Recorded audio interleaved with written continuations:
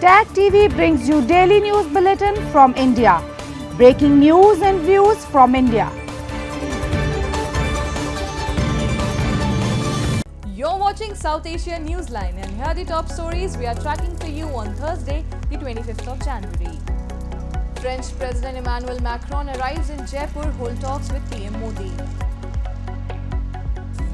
Sri Lankan activists protest against new law passed to regulate online content.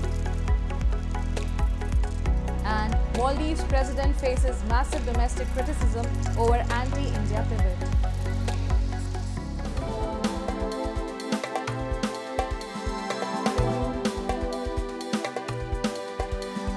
And now for all the details. French President Emmanuel Macron on Thursday arrived in India for 2 days state visit. Making a pit stop in western state of Rajasthan, the French president began his visit by touring historical monuments in Jaipur.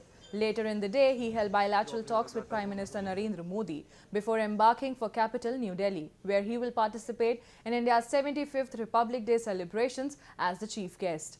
On this occasion, a French armed forces contingent will participate in the Republic Day parade and fly past alongside India's troops and aviators. Macron's visit marks France's sixth participation as chief guest of India's Republic Day, comes just months after Prime Minister Narendra Modi's participation in France's Bastille Day. In a statement, the French embassy has termed the reciprocal invitation of National Day celebrations as unprecedented and said it shows the deep mutual trust and unwavering friendship between India and France. Amid India-Canada dispute, an independent commission probing alleged foreign interference in Ottawa asked the Trudeau government on Wednesday to share information about possible meddling in elections by New Delhi. The commission was set up by Prime Minister Justin Trudeau's government in September to conduct a public inquiry into foreign meddling in Canadian affairs after reports of alleged Chinese attempts to influence elections and mounting pressure for an inquiry. However, Beijing has repeatedly denied any interference. The Commission said in a statement that it had requested the Canadian government to provide documents related to the alleged interference by India related to the 2019 and 2021 elections. Diplomatic relations between India and Canada have frayed in recent months over Canada's allegations linking Indian agents to the murder of Sikh terrorist Hardeep Singh Nijjar last year. India has rejected that allegation. With an urge to get employed, hundreds of workers from Lucknow city are willing to work in war-torn Israel. A recruitment drive was set up in the city on Wednesday as there is requirement for 10,000 workers in Israel for the post of bartender. The Israeli construction sector is currently facing a labor shortage. Workers express joy as they say they will get double salary there, by which they can fulfill the means of their family. Notably, weeks ago, similar drive was carried out by Haryana government. ये Israel से एक requirement आई थी कि तकरीबन 10,000 हमें construction labours को Israel में need थी. इसमें 4 सेक्टर प्रमुख रूप से थे. बार बेंडर इसमें रिक्वायर्ड थे, टाइल वर्कर्स रिक्वायर्ड थे, प्लास्टरिंग वर्कर्स रिक्वायर्ड थे और कारपेंटर में जो फ्रेमवर्क वर्कर्स होते हैं ये रिक्वायर्ड थे. ये 4 सेगमेंट को लोग रिक्वायर्ड थे और उसी क्रम में ये कार्रवाई शुरू की गई और इसमें 10,000 उनकी अभी इनिशियल वैकेंसी थी.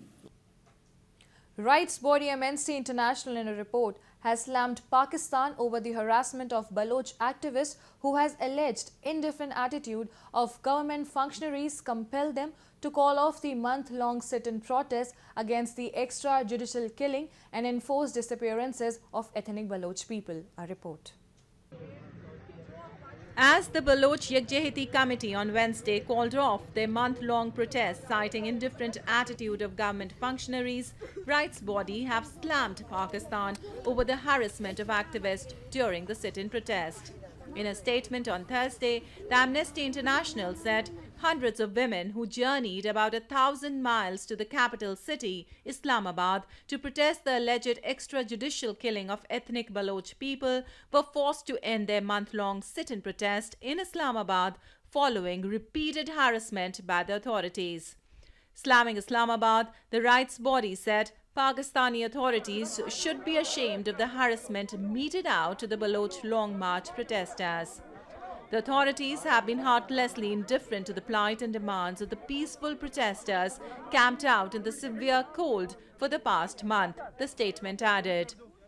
Reacting to Amnesty's statement, Balochistan's caretaker information minister has claimed the rights body has relied on unverified claim and biased sources disseminated by separatist elements with vested interest. He alleged the Baloch Yakjehati Committee has links with terror groups and added that Amnesty International needs to reconsider its stance.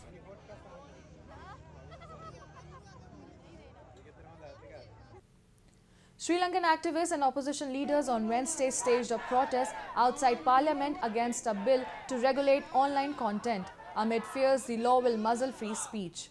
The online safety bill, which was passed on Wednesday, proposes jail terms for content that a 5-member commission considers illegal and making social media platforms such as Alphabet's Google, Meta's Facebook and X liable for such content on their platforms.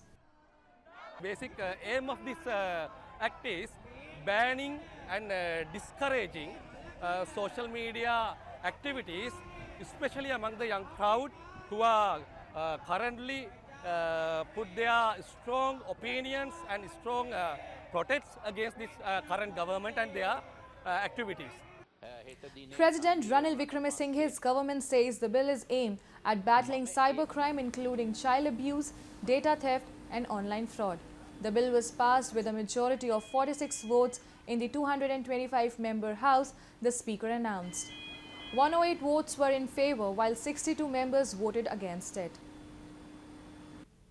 Amid the diplomatic standoff between New Delhi and Male, opposition parties of Maldives have come out against the current regime over its stark anti-India pivot. In a joint statement, Moldavian Democratic Party and the Democrats labelled the shift in country's foreign policy as extremely detrimental to the country's long-term development and said departure from the historical collaboration with India could potentially jeopardize the country's stability and progress. The island nation's ties with India have come under strain after Maldives President Mohammad Muizzu's election win last year, pledging to end his country's India First policy and later calling for withdrawal of Indian troops by March 15. His decision are seen as a pivot away from India to build stronger ties with China in a region where New Delhi and Beijing compete for influence. That's all in tonight's edition. We'll see you same time tomorrow. Good night.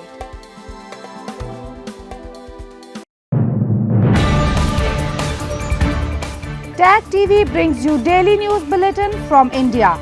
Breaking news and views from India.